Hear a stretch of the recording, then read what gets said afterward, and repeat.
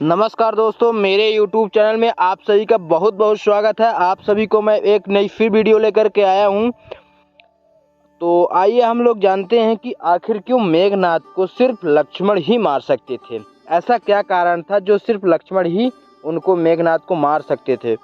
तो आइए हम जानते हैं। अगर वीडियो पसंद आएगी आप लोग को तो लाइक और चैनल को सब्सक्राइब और बेल आइकन की घंटी जरूर दबाइएगा दोस्तों, जिससे आपका प्यार दुलार मेरे ऊपर बना रहे और आपको एक ना एक अच्छी से अच्छी वीडियो आज तक पहुंचती रहे।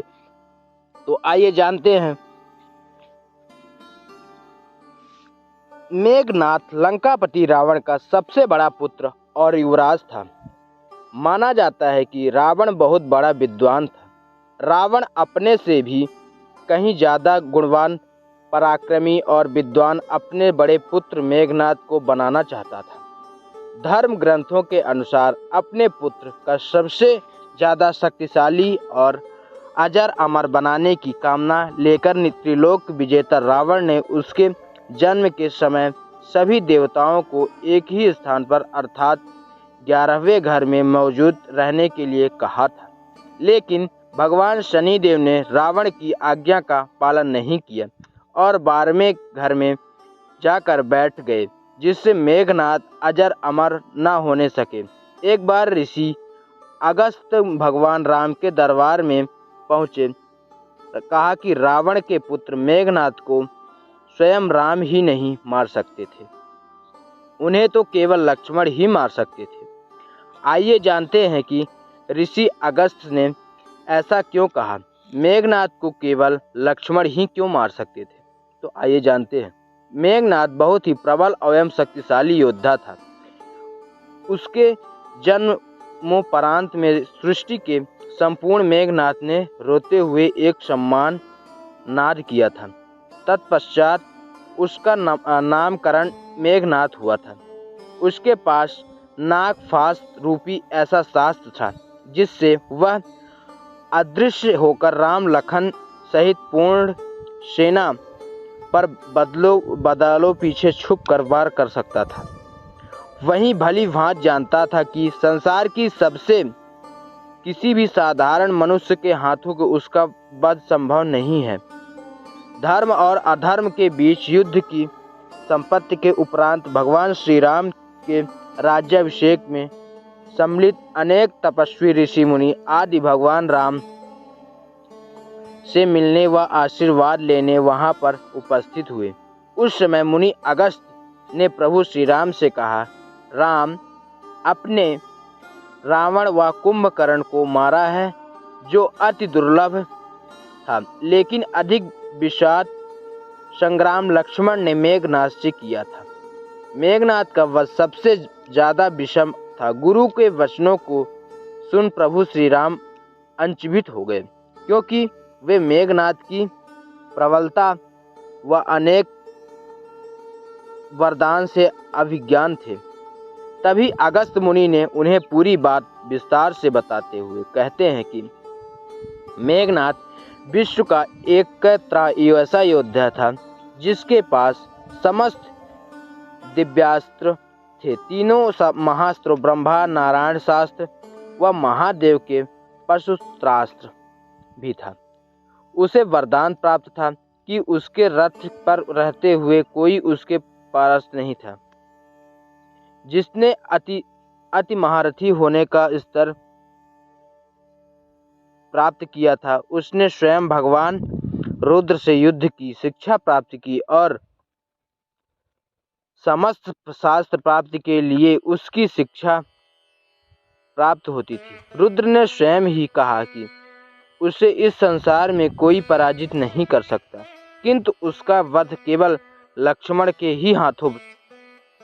महर्षि के मुखवाणी से मेघनाद का ऐसा वर्ण सुनकर भगवान राम विस्मित रह गए और बोले, लक्ष्मण निसंदेह महाप्रचंड योद्धा और उनके पास भी विश्व से सारे दिव्यांश थे, किंतु उसे शास्त्र ज्ञान नहीं था, जिसका ज्ञान सिर्फ मेघनाद को ही था। फिर भी लक्ष्मण किस प्रकार मेघनाद का वध करने में सफल रहे।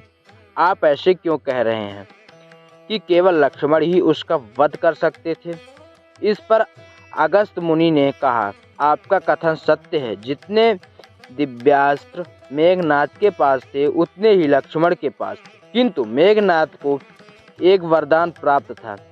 एक बार देवासुर संग्राम में रावण को इंद्र द्वारा बंदी बना लिया गया था। तब मेघनाद ने अपने पिता की रक्षा हेतु इंद्र को ही बंदी बना लिया और इन्हें लंका ले आया। इसीलिए मेघनाद को इंद्रजीत के नाम से भी जाना जाता था।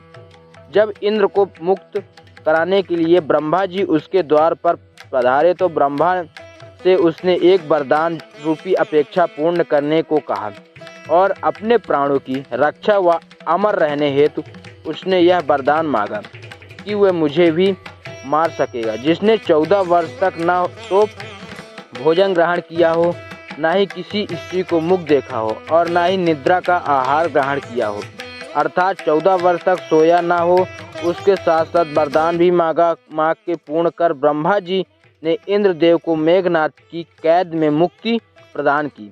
श्री राम बोले, मैं वनवास तो जाऊंगा मगर ऐसे नहीं। जब काल में 14 वर्ष तक नियमित रूप से लक्ष्मण के हिस्से का फल फूल देता रहा। उन्होंने कहा कि मैं सीता के साथ साथ एक कुटी रहता था। बगल की कुटी में लक्ष्मण रहते थे। फिर सीता का मुख भी न देखा हो और 14 वर्ष तक सोया न हो, ऐसे कौन से संभव है? अगस्त मुनि सारी बात बताकर समझाकर मुस्कुराए। प्रभु ने इसे कुछ छिपाया। भला प्रभु श्री राम को तो सब कुछ पता था। दरअसल सभी लोग सिर्फ श्री राम का ही गुणगान करते थे, लेकिन भगवान राम चाहते थे कि लक्ष्मण के तप और वीरता की चर्चा भी अयोध्या के घर घर में हो। अगस्त मुनि ने श्री राम से कहा कि क्यों न लक्ष्मण जी को यह पूछ लिया जाए कि लक्ष्मण जी आए तो राम जी ने कहा कि आपसे जो पूछा जाए उसे सच सच कहिएगा। प्रभु ने पूछा, हम 14 वर्ष तक एक साथ फिरे, तुमने सीता का मुख कैसे नहीं देखा? फल दिए गए हैं फिर भी अनाहारी कैसे है? यह 14 वर्ष तक सोए नहीं हैं, कैसा हुआ है? जब लक्ष्मण जी ने बताया, भैया जब हम भाभी को खोजते हुए ऋषि मूर्ख पर्वत पर सुग्रीव ने हमें उन आभूषण दिखाकर पहचान को कहा था। आपको स्मरण होगा मैं उनके पैरों के आभूषण से अलावा कई अन्य आभूषण नहीं पहचाना पाया था, क्योंकि मैंने कभी भी उनके चरणों के ऊपर देखा ही नहीं। 14 वर्ष नहीं सोने के बारे में लक्ष्मण ने कहा कि आप और माता एक कुटिया में सोते थे। मैं रात भर बाहर धनुष पर बाण चढ़ाए पहरेदारी से खड़ा रहता था। निद्रा देवी में मेरी ओर आंखों पर पहरा करने में कोशिश की तो मैंने निद्रा को अपने बाणों से बेच दिया।